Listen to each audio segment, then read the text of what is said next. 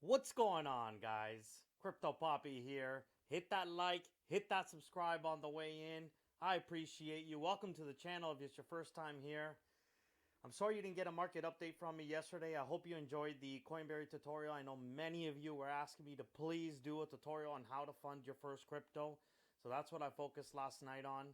I hope to really get a Binance tutorial out soon because that's sort of the next step to funding your first crypto account with Coinberry, at least if you're in Canada. I apologize for the audio. I know it was a little bit low. Jack it up and you'll be able to hear it. Listen, I didn't say I'm an expert at YouTube. I said I'm an expert at crypto. So I hope that in time, we can do things to upgrade the experience here. But my priority right now is to get you good content and really quickly because we're in the middle of this insane bull market and I can't stop talking about crypto. So, doing research on becoming a good YouTuber, it's a waste of my time. I just want to talk about crypto. All right, so what's going on in the markets? You know what? We've had a good couple days, right? I'm going to say a good expected couple days. So I'm going to take you back. I'm not going to play the video for you, but I'm going to take you to what I talked about 2 days ago. And I was talking about Bitcoin's just come up and it's made this bull flag. And what I say, don't expect it to go straight up. Highly likely we're going to come back and retest that channel that I drew for you. And then we're going to go up. And then we're going to go 50K. And I don't know what's going to happen at 50K. It's a big round number. I still don't know what's going to happen at 50K. But so far, guys, so far, this has played out exactly the way that I anticipated it. We came down, Bitcoin came down, we hit the target. This would have been a really good buy if you got in at this time, right? If you're waiting for the dip and you took my signal, that probably would have been the right time to buy. And now we gone up. And I'm still anticipating that, we're going to come closer to 50K.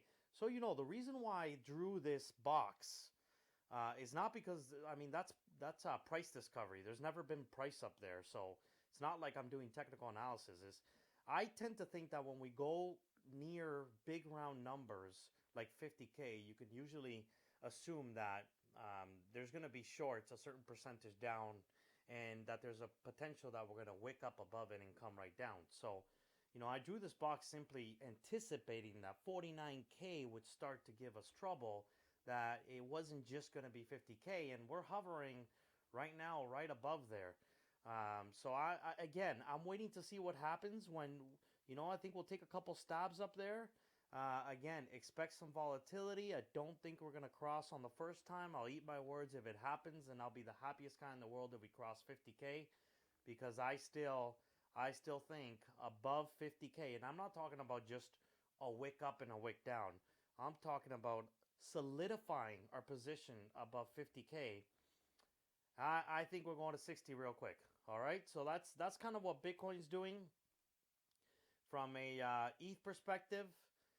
It's starting to look like we're in another ascending channel here.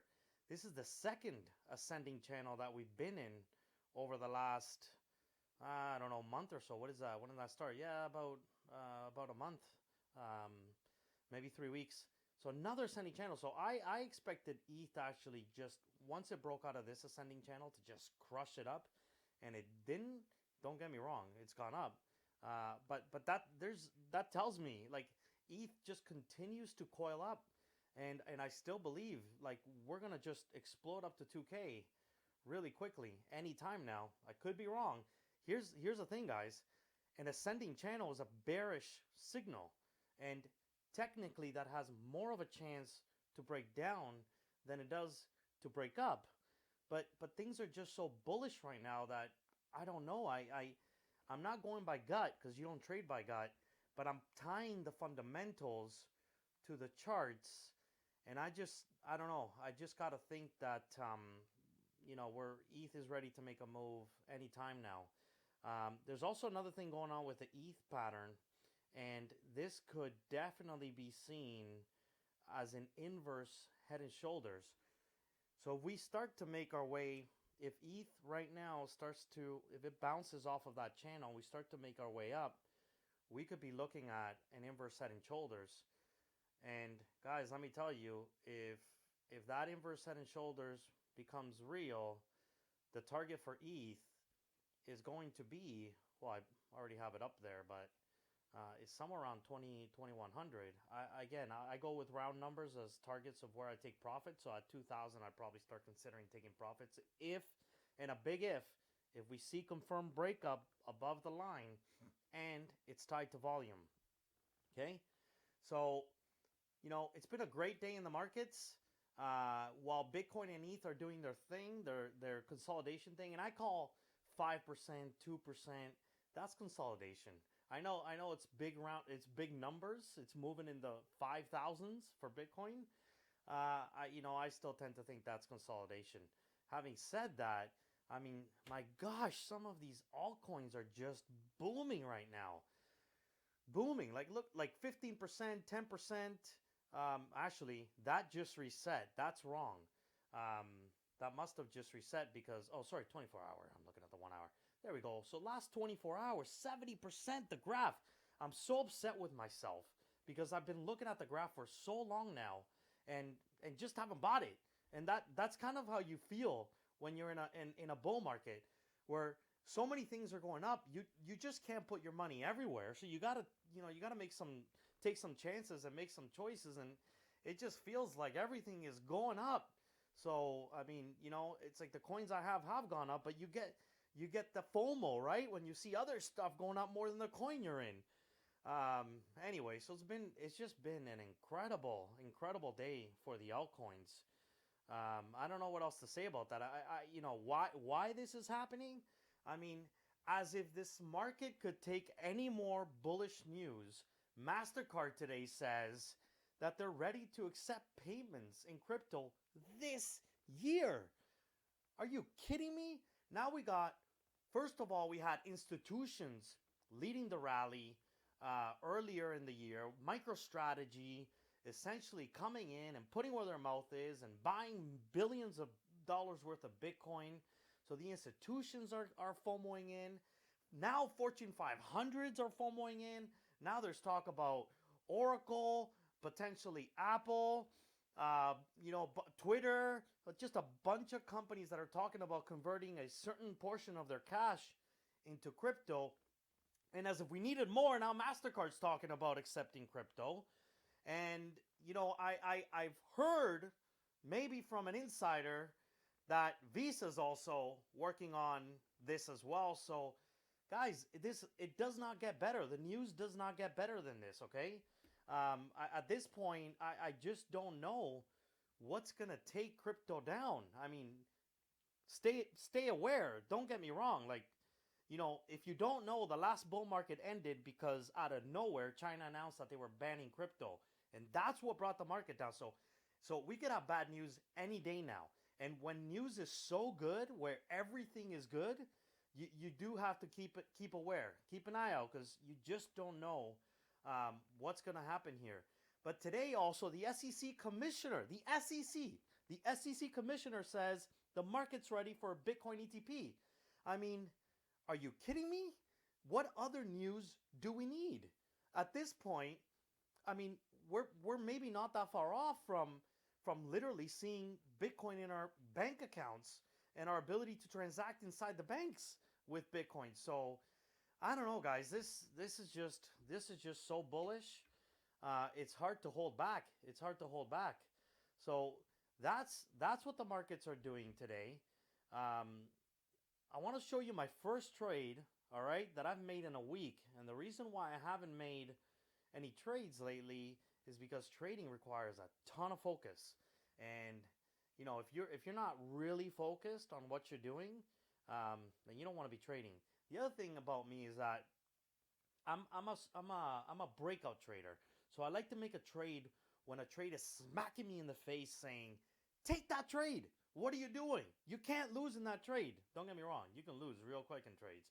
But I need that experience before I actually go and make a trade. So, about a half an hour ago, I was looking at the charts and I was looking at sushi. Let me show you the sushi chart first. So I'm starting to reveal a little bit about how I like to trade the markets. So let's pull up sushi. Sushi. Sushi, sushi, sushi. All right. Sushi, essentially, this is the all-time high for sushi. Right there. And I know, especially on a shorter term chart, that when things reach an all-time high, you can expect that there's going to be some volatility. And if we get past the all-time high and we solidify ourselves above all-time high, then things they just tend to move fast. The other thing I saw here was, I've already talked about it a couple times, these W's. Man, I love these W's. I practically only trade W's, to be honest. So anyways, I got into this sushi trade somewhere around here when I saw the breakout. What's really special about what sushi did, which is just super uber confirmation for me, is when a coin breaks through, comes back, retests. That's it for me. That's where I make my move. All right, so I'm in that trade. I'm up 6% right now. It was up at 15% at one point. My stop loss is up above break even, so I can't lose money on that trade. It's my first trade in a week. I'm not bragging. I honestly just wanted to start showing you what some of my strategies around trading are. But anyway, look, things are looking really good. I mean, I don't even know what else to say today, except I'm still anticipating volatility around 50K, and let's see what happens. The news is just so big. One of the things I wanted to say about the SEC's news is that I keep thinking, right? Like, now you got Fortune 500 companies just FOMOing in to Bitcoin. That's literally what we're seeing. Is Fortune 500 companies are FOMOing in to crypto. The way you and I did that in the past. And it just makes you think, right? Will the SEC, because the biggest fear anybody has with crypto is that the US bans crypto. And if Fortune 500 companies have their balance sheets, a portion of it, in crypto, and institutions are in crypto, do you really think the SEC is going to ban crypto? I don't know, man. I kind of think those days of like FUD bringing down the market substantially, like 90% drops, like we saw from the last bull market to the end of the bear market. I don't know. I kind of think those days might be over again. I'll tell you what. There's probably one thing that would do that, and that is if somehow Bitcoin gets hacked. Okay, I could understand if somehow people manage to take over the Bitcoin network and they manage to start printing Bitcoins. All right, then we're going to be in a little bit of trouble. But I don't, there's no evidence, there's nothing to say that that's possible. Bitcoin's uptime is 99.95 from the moment it was created. I mean, guys, institutions, industries would be so jealous of building a technology, building a data center that could have that level of uptime, and the amount of resources that it takes to actually keep, a network up running that long is insane. And you talk about a network that was created by someone that we don't even know who it was. It was launched into the world, and nobody's been able to hack it. So I'm not going to make any trading decisions or investment decisions based on the fact that someday somebody might hack Bitcoin. All right? So, what I do is I don't back up the truck, sell my house, and put it all in Bitcoin, right? There's still responsible investing like I talked about on this channel. But at the end of the day, my fears of Bitcoin being hacked are, I don't know. And that's why it's good to diversify your portfolio. Okay, so one of the questions I've been getting a lot lately is, I'm just joining crypto. How do I structure my portfolio?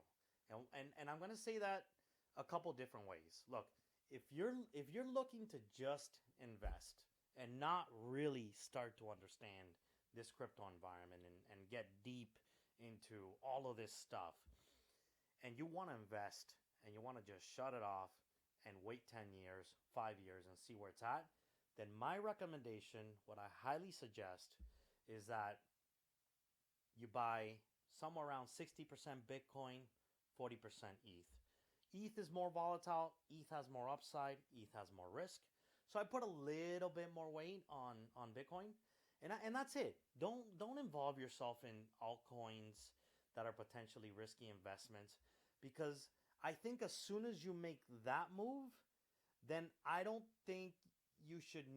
I think you should be looking at your altcoins and the news associated with them regularly. I don't think, altcoins can go to zero. They literally can go to zero. So I don't really think that you should do that if you're not going to, be involved in understanding the markets. Just put it in Bitcoin and ETH. Turn your phone off. Never look at it again. And let it ride for 5 to 10 years. You will come back to this channel and you will thank me. Don't come back in the middle of a bear market and tell me your $100 you put in is $10, because that's expected and that's going to happen. Having said that, I'm telling you right now, 5, 10-year outlook, that $100, 10-year outlook, that $100 could be $1 million. I know, I'm crazy, but that's actually the trajectory that Bitcoin is on.